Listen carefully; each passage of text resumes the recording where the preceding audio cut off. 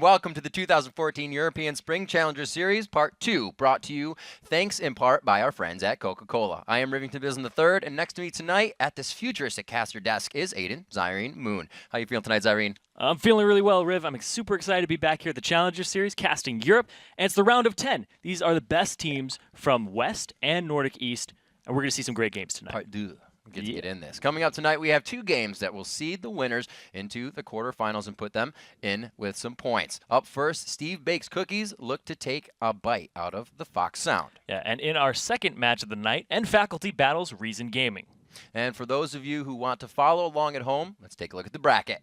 While winners of tomorrow night's battle between Pentasports and Awesomniac will have to fight at the top-seeded Cloud9 Eclipse. It's going to be a pretty tough matchup. Oh, yeah. The two teams that walk away with wins tonight will actually meet in the quarterfinals. Then, in the bottom half of the bracket, the Ninjas in Pajamas and Meet Your Makers await the winners of Friday night's other games, Gamers 2 versus Storm Games Clan. Actually, that's, I think, and Departed versus My Insanity. Is Storm Games Clan still in this? I don't believe so. I don't believe so. Right. So that's actually My Insanity. Right, that is My Insanity. For those teams that fight their way into the quarterfinals over the next two nights, the reward is some guaranteed Challenger points. Remember, no matter how high a Challenger team finishes in one half of the series, it's the 6 teams with the most cumulative points over both spring series that advance into the Challenger playoffs. And in those playoffs, the two teams with the high scores will receive buys into the semifinals and put themselves just one win away from a spot in the summer promotion tournament. And for some of the teams in this series, if they want to make it into the playoffs, they're going to need to play some catch-up. Yeah. That's because Cloud9 Eclipse, the Ninjas in Pajamas, and Meet Your Makers already have a nice head start, especially since they are guaranteed 2 points for being seeded directly into the quarterfinals. Yeah, and even though they have 4 points, Tick, Trick, and Duck failed to make the Challenger cut this time around. So it'll be a tense couple of weeks for TTD as they wait and see if their 4 points will be enough to get them into the playoffs. And this should be a lot of fun, Riv. It should be a lot of fun. Blood, sweat, and tears from these guys in the Challenger Series. They want that spot in the promotion. They want to move on to the LCS. Oh, yeah. You want to be a pro gamer for life. Absolutely. I could do it, so now I'm on the desk. As always, for more information on the European Challenger Series, make your way over to lolesports.com.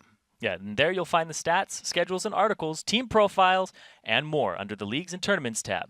And now that we're all caught up, let's go to our first game of the night. Steve Bakes Cookies versus the Fox Sound. And now, Fox Sound crushed team champions in the first round of the Challengers, the round of 20, and they put up 27 kills in their 28-minute win. It's pretty bloody. Oh, yeah.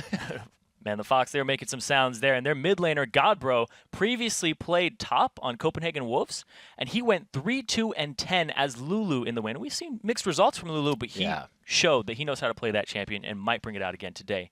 And Fox Sound's AD carry, Crazy Caps, and top laner, Xerius, played for Lemon Dogs. They both looked great in the first round. And Xerius, he went 5-1-8 on Dr. Mundo, and Crazy Caps went 7-1-6 on Ezreal. So the entire team had a very dominating performance in the round of 20. Real nice scores around the map. And while the Fox Sound sprinted through round 1, Steve Bakes Cookies squeaked past Aatrox Gaming to get here tonight. Yeah, and they were backpacked by their AD carry, Matroko, who went 6-0-3 as Draven, and their top laner, Steve, who the team is aptly named after. He was baking some cookies with Shyvana. He went 4-1-5. And last time, Freak and I, we were talking about dragons cooking things. Shyvana did it right there. Oh my gosh, absolutely. Flame Breath from the start, cooking up everything they can. And when you're baking cookies, obviously everybody's having a good time. There's a smile on your face. There's going to be an awesome end result of cookies and possibly a victory. We'll see here as we get into the game. Yep. Casted being banned out, Pantheon as well on the ban list. We actually just saw an EU Pantheon Nocturne. It was a cool little matchup, and it tried to be the counter that they said, but he likes to just play it because it's low skill. It's always great when things like that come out. You see these champions, and then you would find somebody who's like, we need to find a counter to Nocturne. Yep. And then it just creates a snowball. Like Lulu, somebody's got to find something that shuts that down in the laning phase or scales past it in the late game. You know, somebody tried Swain today. Yeah.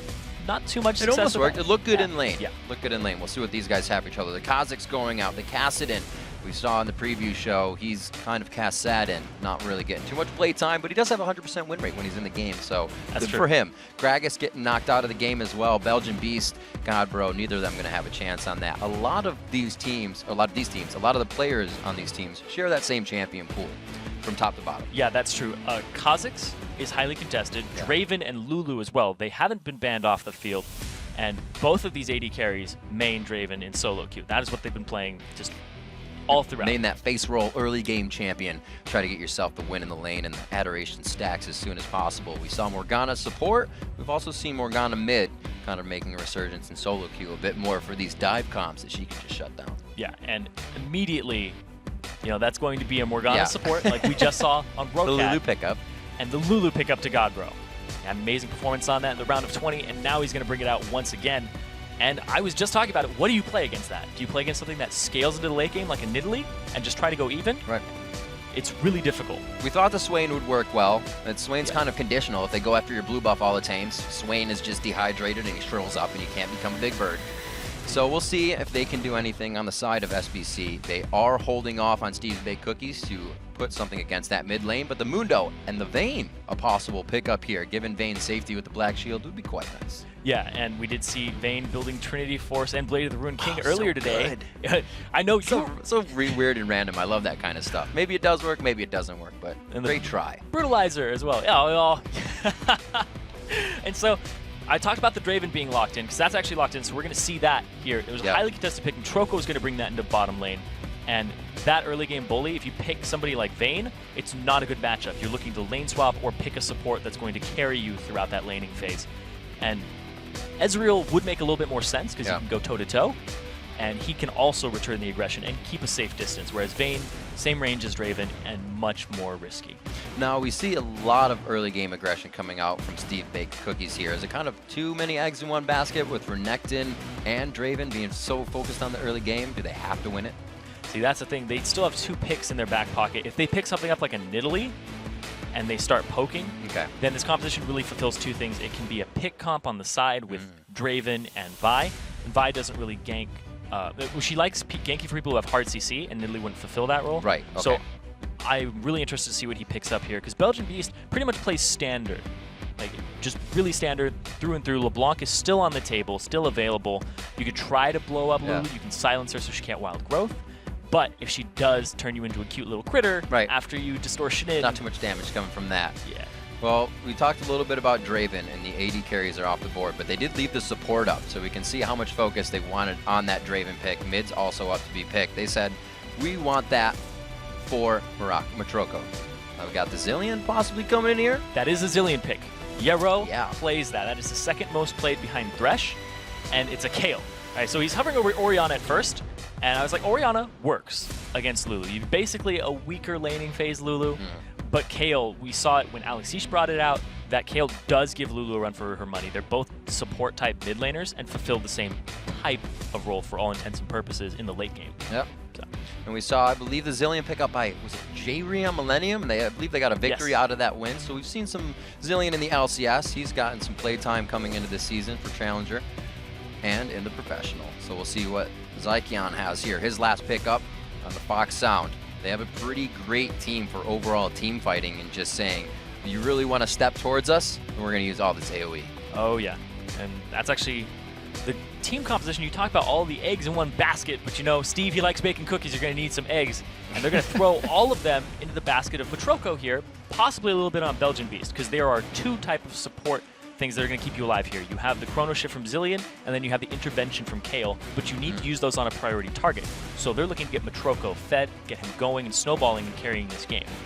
And then the Fox Sound, their composition just looks like AoE wombo combo here. Get Morgana into the middle of that, get your Soul Shackles off, follow up with some Lulu, just knock people up, and of course, TP Mundo, right into the fight. A lot of AoE with Burning Agony. Slowly chunk people down. So as we kind of wind down here in Champion Select, let's take a look at Santorin and Carbonite in the jungle. We have the Vi versus Wukong. Vi's been getting banned out a little bit or being picked around for the Elise and the Wukong in the LCS. Well, what's that matchup looking like since we haven't seen it in a bit? Yeah, the Wukong versus Vi. They are both very aggressive junglers, and they both have very great ganks. Wukong can come out of nowhere with Decoy and just get on you with Nimbus Strike and just lock you up. And Vi, when she hits 6, she just has this huge power spike in ganking where she can just lock you up, keep you down. And with a Kayle, once she gets in there and ganks you, Kayle has so much damage to back that up once she starts getting 1 or 2 items. So these junglers are just gank heavy. Right. But the objective control does go a little bit in favor of Wukong because he has the AoE ultimate with Cyclone. All right, well, we are on to the Rift here for the EU Challenger Series, Part 2. And we'll see Zyrene, you said Matroko was going to be a big focus here. We'll keep our eyes on him throughout the game and see if the team really does start putting the kills on a silver platter for him.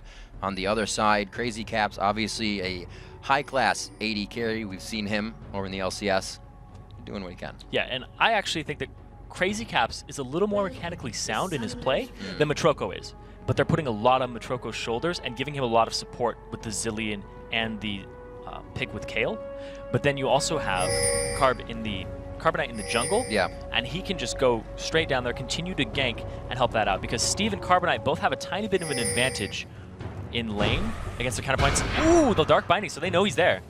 That is not too serious of a walk into that brush, though. He wasn't too sure he wanted to do it. They heard the sound, and they said, that was the Fox sound. Go for it. All right, it's not there. Nope. Not there at all. So they do have a little bit of an idea that the bottom lane was being played safely. Nobody's going for anything crazy, but they are going to try and work off that Morgana in the bottom lane. Zinkion already trying to hit the Dark Binding from the Fog of War to get some little one-offs. Yeah, and he could throw one right here. They did ping that bush. He'd be looking to throw a blind one, hit Yarrow again.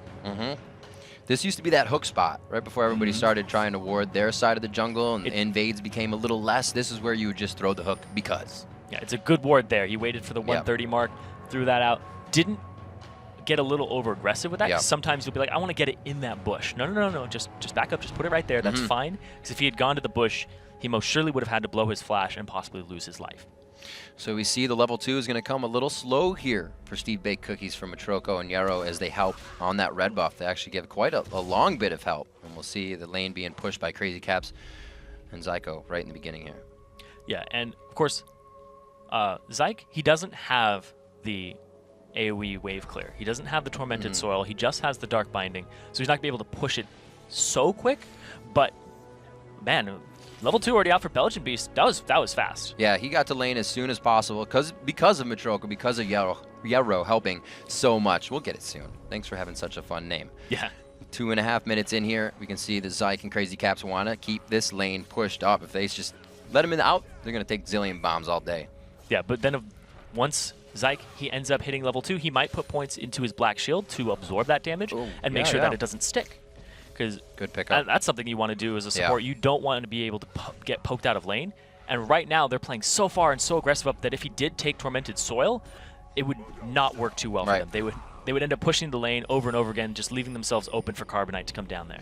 And in terms of aggression, wanting to all in each other, can that even happen in this lane? Because it's not, nobody gets a level 2 or a level 3 that equals that. Yeah, really the only thing I would see is possibly them getting whittled down by Yarrow, and then Yarrow giving a speed boost to Matroko, and him just catching axe after axe and just dodging the Dark Binding. Because if you're able to do that, you really shut down what Morgana support does. She won't be able to offer any defense to her AD carry, Crazy Caps. Just the shield. That's about it. The Black Shield will only absorb magic damage and stop some effects until it's broken. So really won't stop that melee. Both supports really super effective in the team fights rather than the laning phase here. A little poke to come from each of them, but the AD carries are trying to keep themselves safe altogether and by their own divides. Gold stays very even as we don't have too much discrepancy in the CS. We see Godbro glitter lancing these waves out. Has got a little bit of a lead for himself, but that's Lulu. And that's Lulu just glitter lancing. So, Godbro just warded the other side. So that signals to Carbonite that the ward was used there, not where he is currently. So he's going to stick around a little bit, hope that Godbro pushes up and go for a gank.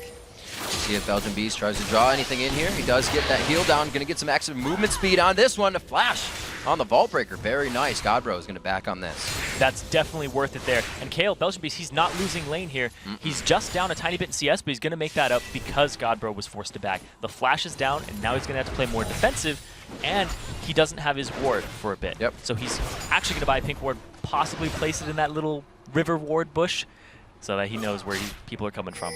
And we can see Santorin placing a ward as well on the bottom side of mid where Carbonite was. So now Godbro is going to be a little bit safer there as he returns to lane. We'll see what Belgian Beast can continue to do. He didn't get too much CS over Godbro in that one, but he does have the lead now in the lane. Buying 2 rings before, or a ring rather, before he returns. We see Steve doing what the Croc does, pushing in his opponent. Both of these mid laners picked up pink wards. So this is just something that's been coming around more and more where people are like, we need the vision, we Yeah. need to contest these brush, Yep. especially the river ward ones. The one, because the pink ward can last forever, Right. And every minute it's up, it's worth 25 gold. So if it's up for 3 minutes and you sweep a ward out, that's perfectly fine. That's why green wards, they last 3 minutes, they're 75 gold. Yeah. So he just places it over on the side, doesn't actually place it in that bush that is just, everybody walks straight by it. He's placing it in a defensive manner here. Yeah. And he's going to be able to see if he gets ganked from that side. And he'll probably place his ward on the left side of the river, so he's safe on both. May not feel like they have just enough control at the moment to put that in a spot where it could go down too fast. That roam from Carbonite has been all around the mid lane so far, and he's again in that area, putting the ward down, but just for the vision to keep eyes on Santorin and keep him shut down. Yeah, there's a lot of action in this mid lane. They're basically leaving top and bottom on islands and saying, you guys can fend for yourself. And they're both sides are actually trusting in their bottom and top laners to win the lane or at least go even. And if a gank happens mid, then that'll just free them up. They might get a turret and start roaming, but there's a lot of pressure around this area. That's the thing. Who's going to get that gank? Both Belgian Beast and Godbro on Kale and Lulu. Good at roaming. They have the speed to get around, so once that lane is tilted, who else is it going to favor? And even defensively placed, they can't get it to last that long. Well, maybe they will. Get scared off of that one. Sees him coming over. So the level 6s will probably be out for both junglers before a gank actually connects. So with that in mind, if they come and gank middle, it's 2 defensive ultimates. So it's going to be a long duration fight. Steve doing what he can here onto Xerius in the top lane. Something we usually see is that Carbonite or any jungler on the team with Renekton would at least get a gank before Mundo 6 when he was hurt under the turret, but we haven't seen that at all. Yeah, we see that all the time with Cloud9, and TSM has been picking it up more and more in North America, where you get him to like half HP, he's level 5, dive him under turret, there's nothing he can do. He can flash, but you'll still catch up with him. But, SBC doesn't opt to go with that, and you have to do something with Renekton. If he's going even with Mundo and CS right now, Renekton's early game is where he shines, and he will trail off when you hit that mid-late game. Xerius hasn't even had to use teleport to get back to the lane from any scary instances, so like you said, going even, doing just fine, and he's very happy with it. Red buff being picked up by Santorin, which means the blue buffs will be seeing those in just a few minutes. That's going to be big for the mid laners. A nice Q coming out. But like you said, it's really nothing until 6. Yeah, they both have 6 now in the jungle. Yep. They're going to go to those blue buffs, hand them off, and actually looks like Kale, he's going back for that pink ward. Oh, yeah. Okay, maybe he's not. He's walking around. Carbonite's coming up top. The ward expired. And they know Mundo doesn't have his ultimate, but now he does. Now they want it. They're going to get this gank in. Not very much damage coming in from the Vault Breaker, but the Assault Battery is going to equal it out. First blood for Steve. They only have to use a few ults. There we go. That is the gank that SBC was looking for. Steve, named after team, he's like, you know what? Let's bake some cookies up top. Come here. Starting to heat up the oven. And so Carbonite comes up there, uses the ultimate, perfectly fine. He didn't actually get to pop his ultimate, did he? No, well, it came back up while he was dying. Pretty much dead-ish. Well, when he got to lane, right. Or when Carbonite actually showed himself, the ultimate was back up, but he didn't blow it because Steve had blown Ignite. Yeah, through the Ignite. So he decides not to go for it. They lose top turret. Now there's all this map pressure that's available. TP still up, so Xerius isn't completely out of it. We do have a little bit of disconnect. That's actually in the past. Yep. So he's fine. Indeed, he is fine. 12.5 to 11.1 now with that gold in the first blood. They don't try to get anything off the bottom lane or on the dragon because of that teleport still being up, because Xerius held his ultimate. Very good kind of conscious play there throughout everything that could have come from just one kill. Yeah, and we're seeing that standard build here for Renekton. And it's funny to say Tiamat is standard on him, because it is now. People are like, I'm just going to go super aggressive on you and clear the waves instantaneously with a Call of the Meek, auto attack, and then use Tiamat, and it's gone. And then you can go roam somewhere else. You can, since he's past that first tower, he can go ahead, clear that wave, and then roam middle. Mundo would have to TP to catch up. And going for a dragon here from Steve's Baked Cookie. Should be pretty easy for them. They're going to lock this one down. They have good movement. The teleport can't even be used because Steve, right on top of Xerius in that top lane, can easily get a stun down. And they pick up a dragon here at 9:38. We'll see that around 15:30. These guys are making good moves. 2K in the lead, only at 9 minutes. And you can see that Santorin is now 10 CS up on Carbonite, but Carbonite has been involved in a dragon, a tower, and also picking up an assist for himself in the top lane. So he's slowly but surely tipping the game in SBC's favor. And TFS, they can't stay in this neutral position waiting for things to happen to them because they'll be over so quickly. They have such a great team fight composition on the Fox Sound, but you look at the other side and you're like, wait a minute, Kale's going to keep someone alive, Zillion's going to keep someone alive. The focus kind of goes out the window and you have to readjust constantly in the fight. It makes it so hard. Yeah. And you were talking about keeping people alive. Matroko's off to a great start. He almost has perfect CS.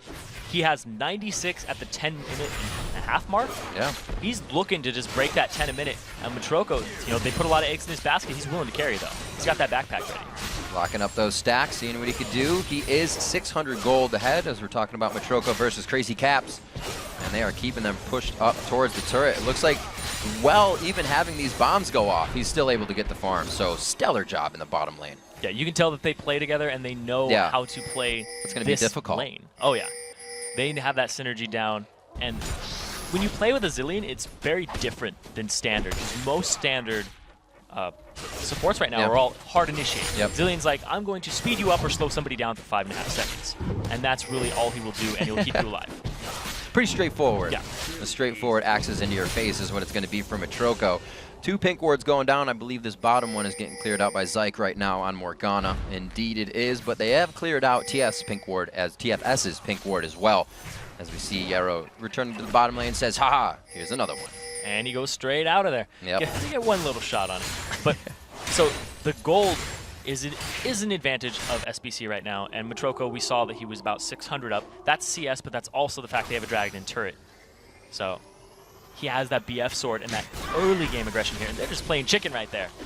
Wow, he's using everything to get out of that. He's quite scared because he sees Steve just above him. Carbonite says he wants to flex his muscles, but Zirius joins the fight as well. Godbro is going to be there, and the wild growth doesn't even to be used yet. They get a kill for themselves, bring it 1-1. So Steve was coming down, but Godbro actually rotated first, and Belgian Beast, he might be in trouble too, but he still has the intervention. This is a Rutro, can't get another good lance down. Pix returns over to Godbro, and it looks like they're safe for now. A good move by TFS, they needed that. Yeah, so it's talking about how the Renekton will clear the wave so quickly and start rotating down.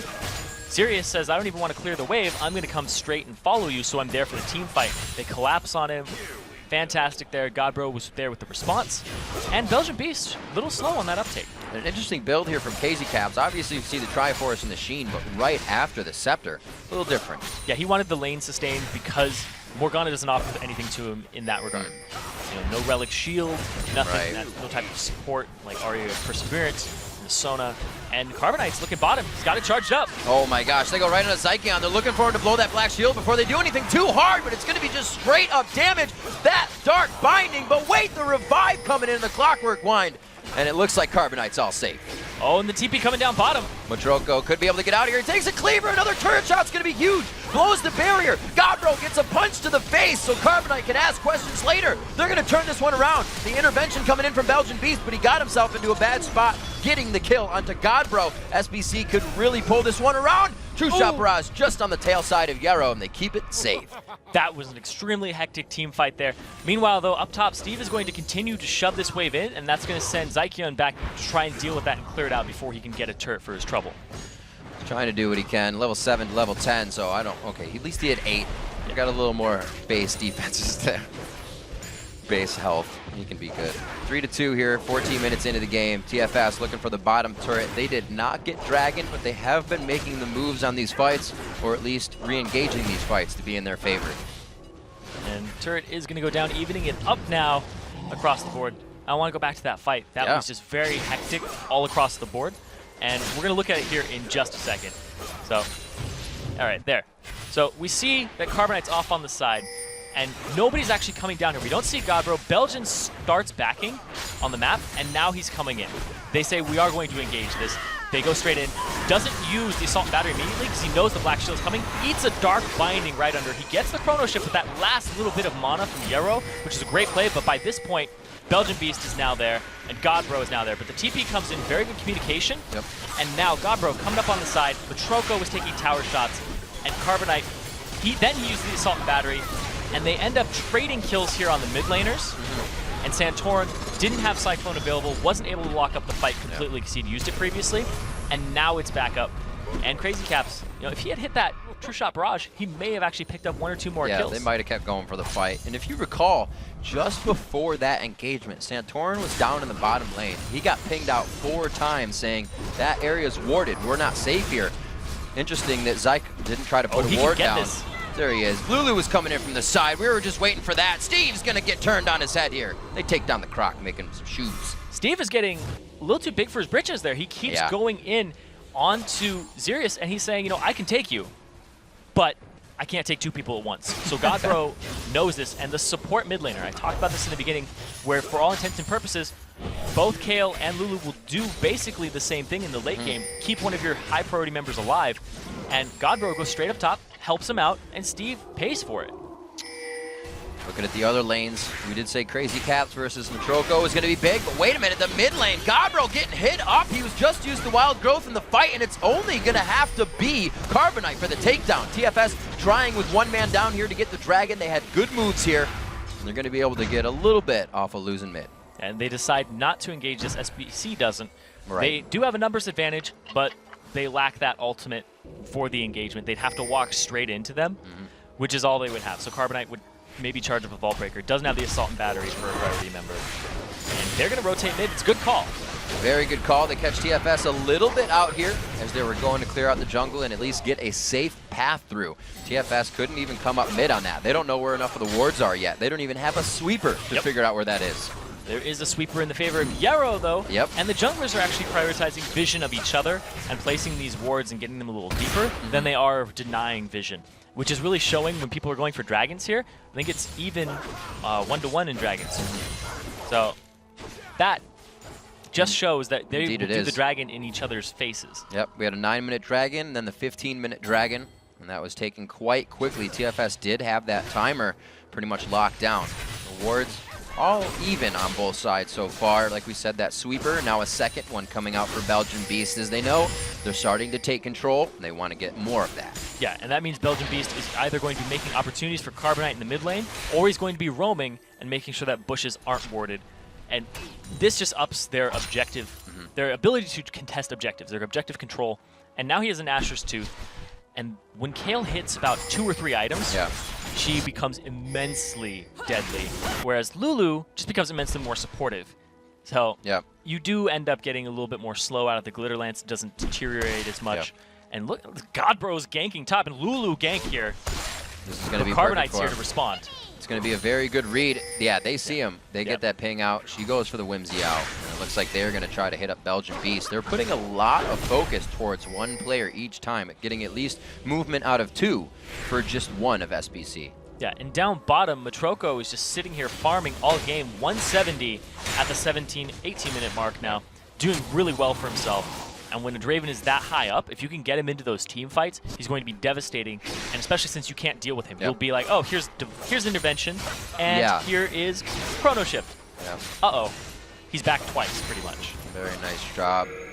So we do have the Sightstone being picked up on Zyke. He finally gets that sweeper in his hand. How it goes, once you get the Sightstone, pick up the sweeper. He was just waiting on that.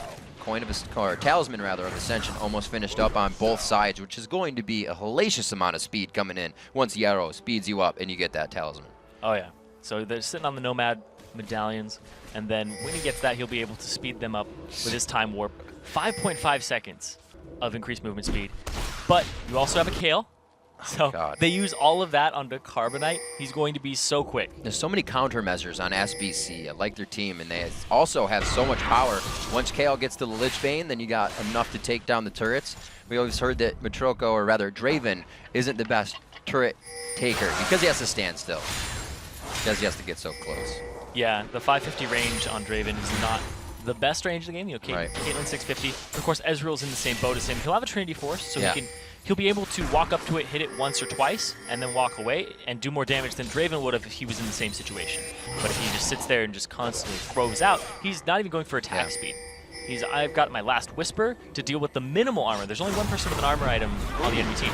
Very nice shot. Whoa. Wow, Carbonite, big plays, constantly waits to find the next window. The Assault Battery goes to the backside. Mysterious in a beautiful spot, the middle of the fight, exactly where Mundo wants to be. Burning Agony AoE is doing a great amount of damage, but they're starting to turn it around, and SBC reorganizes the fight. Now focusing on the Godro, he's forced to flash over to the red pit, and you can see Crazy Caps and the rest of the team are trying to throw skill shots in. Enough the skill shots hit that time, but Matroko turns it around for Adoration stacks, and it looks like they're going to keep going. Slivers of health on the side of SBC as they mitigate in and out for the fight. Yeah, it's a 2-for-0 there in the favor of SBC, but Crazy Caps. Wow.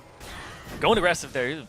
Wow. That forward arcane shift. A little scary. Yeah. So that fight started without Matroko even involved. He was down on the bottom side of the map, started just chugging his way up there, and the catch was really good by TFS, but the engage was very sloppy. Carbonite, like you said, he was looking for his next target, did a fantastic job of waiting out the black shield, and he goes straight onto Godbro, person who doesn't have it on him. Locks him up, but then he realizes he's too deep, which is a great evaluation, because some people will be like, why aren't you following me? But he responds to his team and says, I'm going to get closer to you so we can bring this fight back to us and get Matroko involved. Matroko shows up, says, hey, I'm a Fed Draven. Draven's here, let's do this. Give me those stacks. Cashes in on those, hasn't died at all this game, so he's been farming up, and he is very rich right Highest in the game right now, doing very well for his team. SBC 3 turrets in their favor to 6-3 right now. There actually haven't been too many kills for the amount of fighting that we've seen. Trying to go hard. Zyke from the side, he flashes, he misses the dark binding for a flash there. They really wanted Yarrow. Yarrow just wanted to stop the back. There was nobody near him. Well, he got a flash too. Yeah, he did get a flash for him, so it actually ends up in his favor. Good lord. The Belgian Beast using that sweep, putting to work 3 sweepers now to 2, so they did pick up some on the side of TFS. Fuck sound. Making a very strong case for coming in with the Zillion in the bottom lane. Matroko on that Draven has been huge. We see him, looks like he's just going for damage as well. He says, defense, I don't think I need any of that. It's the League of Draven. Yeah, he's got Blood Rush, so he'll be able to increase his own attack speed. Right. So he's got that steroid. He doesn't really need that much more. So he's just going for the hard hits, which will increase the damage on his spinning axes, because they are based off of a percentage of your AD. So what could TFS be looking to do right now? Are they too far behind for fights, and that's why they're in the top lane? They have that AoE team. How do they start using it? Yeah, the thing is that every time they've tried to engage an AoE team fight, it has not worked out for them, and Matroko is just getting further and further ahead. And if you look at this team of TFS, nobody on it can really burst anybody down. Yeah. Ooh. And that's a bad decision. Sunfire Cape next to a turret is never going to mean you win. Yeah, it's going to mean you take that turret aggro very early. Yeah, and so anyway, Matroko, he has so much damage on this team of SBC. They can bring some burst to the table, but TFS is really all sustained damage. Cyclone, Mundo Burning Agony. Right. Lulu doesn't really burst anybody down. He's going for the Lich Bane, so he's going to attempt to, but Ezreal is really sustained damage too. Yep. So he's the poke, stay out of the fight, and just get work done very slowly. So they don't have anybody who can deal with Matroko and how much he's going to be life-stealing up with that Bloodthirster. And the fact that you'll have to kill him twice, and possibly a third time because of intervention. Which would you thought would have killed him? And then if he gets a GA, oh man. then yeah. And then a Banshee's Veil? Oh, wow. And he's got the Crucible? He could buy a Scimitar? That's true. Oh my gosh. This guy's going to have a full cart when he leaves the store. 37.6 to 32,000. That 5,000 gold lead is pretty much going to every one of the lanes on SBC. It's been great for them. Belgian Beast to the top lane, stopping potential gold to come in for TFS. They really can't find an edge up on the game anywhere. Yeah, it's going to be really difficult. They're going to have to slowly but surely get rotations down. They have more sweepers, which is going to help them. And it's not a pick comp. It's an AoE team fight comp, but they don't have any burst to back it up. I mean, like if you had something like a Kha'Zix in the jungle, which was banned out, and they do put priority on, then it might work, because Morgana can lock people up, Lulu can help him. So the Wukong is just going to be a lockup for your other damaged characters or champions, but they don't really have any. Lulu finishes the Lich Bane, and we were talking. I'm going to throw this over to SBC right now. There's a Giant's Belt on Raven. He's just making sure that his pants stay up. He's not caught with them down. Because, wow. So not even, it might be going for a Warbogs, but it's not going to build into a Banshee's Veil. It's not going to build into a GA. He's just getting more HP so that when Chrono Shift is used, it gives you a %, so he'll come back with more.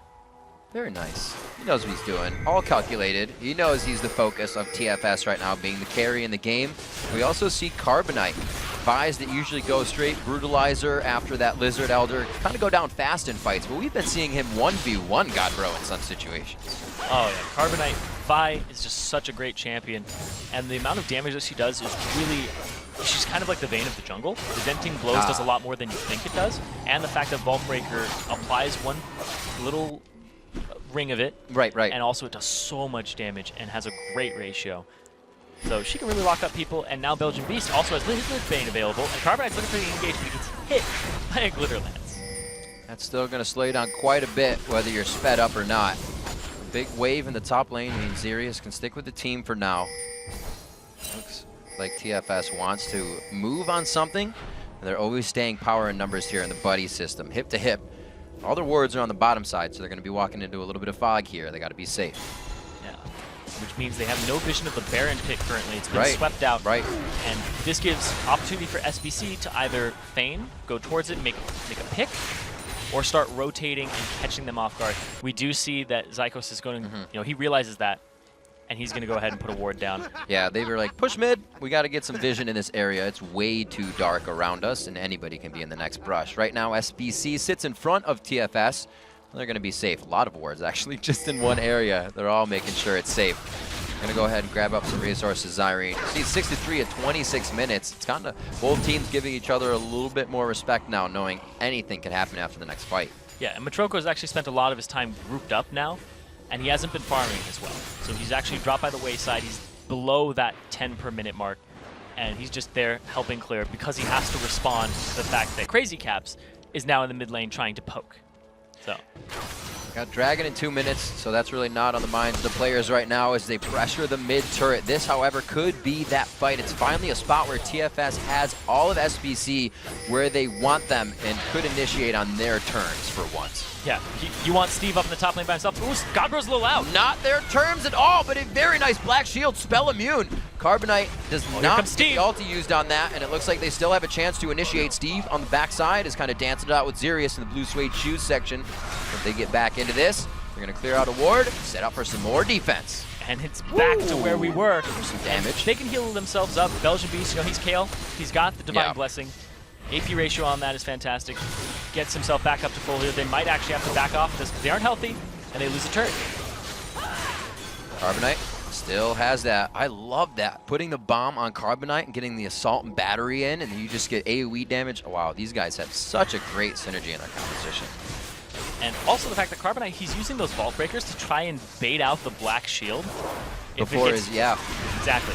Oh, there's a good Dark Binding. They're kind of slow on this one, but whoa, the HP of Psyche goes down instantly. The True Shot Barrage only passing through Matroko. A 600 adoration after the kill. Beautiful jobber, 300 on 300, and he keeps going. The double kill coming in. Godbro and Crazy Caps forced out of this one in a 3-for-0. And now the Baron is in their sights. SBC is looking for blood here. They got they're 7K ahead. So much gold onto Matroko, 4-0 and 3.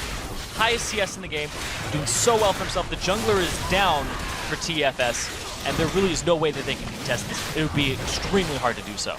That's going to be a big Baron coming in for SBC. With putting all their eggs in one basket this game, looks like they are cooking quite fine, coming in at 28 minutes. Oh yeah, Steve bakes cookies. He's also baking foxes right now. Yeah. So we're going to take another look at that. We see their main focus here is Zykion. They want to get him off the field so that Assault and Battery can be used without being Black Shielded. He flashes away. He gets taken out by Steve off on the side. He used his ultimate. Down here, we see Carbonite going after Santorin. Had picked him up there. Matroko cashes in. Plus 300 right there. Just so much damage. And he's just healing that up. And he gets sped up. He is so fast with that Blood Rush on. And also the fact that he has Time Warp. So crazy coming in. SBC's composition seems a little scarier than we thought coming out of Champion Select. Never really seen anything utilized as such. So many little tricks and ways to get into the fight. And even with the Black Shield, with the Wild Growth, they're finding ways around it every time. Each initiation has been spot on by SBC. Yeah, I really like the fact that Carbonite holds off on his Assault and Battery until he either gets Morgana out of range of his target, or he forces her to use the Black Shield on somebody else, and then he selects a different target. We saw him use it on Godbro previously, and then after Zykion flashed away, Steve was there to finish it, and Carbonite was like, I'm going to go after Santorin now. It just looks like it's becoming a matter of time unless TFS can really string this game out. You look at the inventory just along the board, a Triforce and looking for the Blade of the Rune King to an Infinity Edge, a Bloodthirster, and Last Whisper. 3 items to 1 on the 80 carries, and it's almost the same as you look at every inventory. Not to the extent of 3 items, but it's close. 9 to 3 and a 10,000 gold lead. Hashtag Draven mechanics. He's got the juggling going on here. Look Get at a third that, one out there. 1,300 crit. Wow. Granted, it's not a minion, but I mean, they're going to have 56 stacks, 57 stacks. a lot of them are actually going to have about as much armor as a minion. He's got Last Whisper. He'll be able to chunk them down, and not a lot of armor built. He's just on last this hitting. team. Oh yeah, It's just big last hits. oh yeah. You got it. You should get extra gold if you do like A little- 150% of its HP. A little bit. Overkill. 3 to 2 in turrets. Those are falling very slow this game. Nothing's being taken after these fights. There's carnage now. We're getting a bit of the damage. There's gold in the favor of SBC, but they are not using it. They're just allowing TFS to come in for more gold on the fights. Yeah, and even if there's so much shred here too. Oh, Carbonite, can he duel Xerius in the Whoa. top lane? Whoa! Psych on the Whoa. side, and he just... I don't even know. He wasn't even wearing gloves for that one. The jungler just took out the top laner, a top lane Mundo. Yeah. And that's going to free up so much pressure. He can't split push, TP not available, and now he's going to go rejoin the team. So Carbonite's here to push this mid lane turret down, and wow, there's so much coordination here from SBC. Finally pushing all the advantages. They know they are so much bigger, and this is going to be a walk in the park for the first inhibitor. Could get a little bit stickier after this. We still have a lot of levels to go. We got 3 to 2 levels to come in on TFS. Almost level 18 on Matroko. Usually the 80 carry is not that guy. Yeah, and SBC is actually sitting on about 5,000 gold, just sitting in their pockets right there. Wow. And that's unspent. So that means that they don't have that much in combat stats. They're really only about 7k ahead of TFS. But when they back and cash in on that, they're only going to be even stronger and more devastating than they are at this moment. Another inhibitor turret. Steve, he's the one on the backside. Gets a dark binding to the croc tail, but he will be all right. 10 to 3, more kills could be picked up here, but actually Carbonite is going to get the mid lane pushed in, so they have to worry about minions that are going to be flooding down to the Nexus turrets. Cocktail sounds like a fantastic little fruity drink. Yeah. Probably get it in Florida. But yeah, so the rotations here have been really, really good by SBC, and the fact that they have picked up these sweepers early and just kept that vision denying going. And I was talking about the shred a moment ago. Carbonite, he can get rid of armor with his Black Cleaver and Denting Blows. Then Kale's passive also shreds armor. Then the fact that there's a Last Whisper on Matroko, they have set him up for success here. If somebody starts stacking armor, they can just get rid of it and open up opportunities for him. SBC. Whoa, Carbonite, what are you doing? A little deep, but they're going to get an inhibitor turret out of this, and he lives. Oh, just on the edge. Go back for the Q. Oh. Couldn't get it, but the Arcane Shift was used in. It's going to take him a little longer to get over to this fight, but they're fine with it. Inhibitor turret, I believe, was taken down. Indeed, it was. This is the chase, Irene. They got enough. Yeah, it's going to be a 4v4 actually, because there isn't Ezreal in the fight.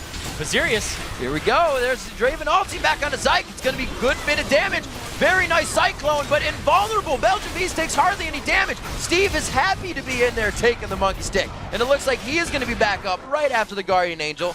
And the rest of the team is going to be ready to fight once again. the Chrono Shift goes straight through. They don't lose anybody except for Carbonite. It's a 1-0 in the favor of TFS, but they lose a turret. So overall, it was a good trade for SBC. You know, there's been a revolving story in the LCS and, you know, a little bit of the Challenger Series that new champions bring to light.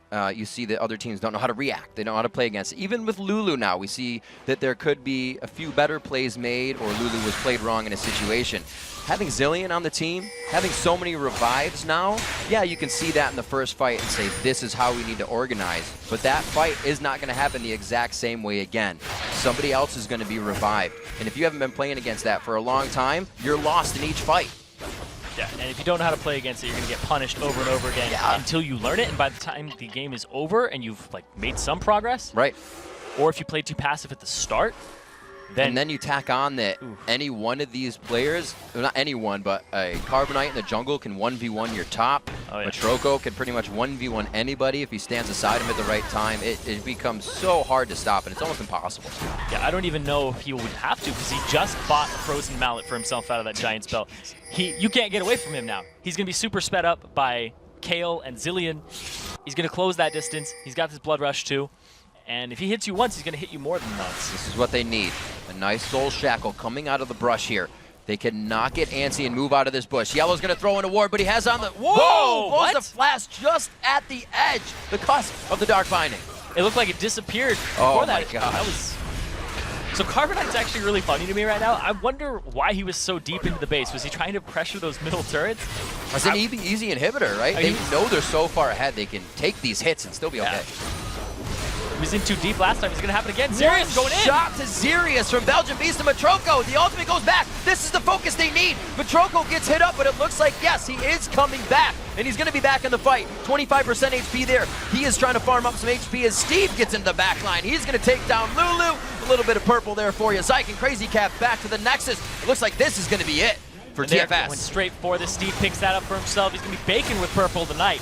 And wow, so SBC, fantastic rotations all game. They're going to get these turrets. They're going to secure a spot into the round of 8. 63,000 to 46,000 is the final gold count as the Nexus goes down. A 35-minute game coming in for Steve Bakes Cookies. Fantastic showing there by Steve Bakes Cookies all around, all across their team. They were just putting on a masterclass there. Culinary arts, man. Culinary arts, indeed. We had Renekton in the top lane going hard, and we kind of questioned that. It was a little lackluster against the Mundo. Usually we see the takedown at level 4, level 5 just before he hits his ult, but they just did it after he had his ult. They had everything methodically planned. Carbonite out of the jungle. 2 thumbs up. Oh my gosh. Oh, yeah. What a game. 1v1ing the top lane, 1v1ing the mid lane. He wasn't even letting his mid get the assists on those. Oh, yeah. Carbonite, man, even when he went to the top lane and rotated, there was, like, I want to give some credit to Godbro because he did have some great rotations and trying to secure. He had to play good this game. He was focused. Oh, yeah. He was focused down. And then at the very, very last fight, Matroko, it really showed that composition coming in, because if that was any other composition, they didn't have the Zillion, he would have been taken out there. If they didn't have the Kale, he would have been dropped. So, you know, SBC, they're bringing something new to the table that we haven't seen before in competitive play, and it paid off. It's such a sticky situation. You never want to wait there and say he's coming up, but I can't use my abilities on this guy. A really well-played revive composition coming in from Steve Bakes Cookies there. All right, everyone, we've got to take a short break, but when we return, it's time for our second match of the night. NI Faculty versus Reason Gaming. Don't go anywhere. The 2014 European Challenger Series. We'll be right back.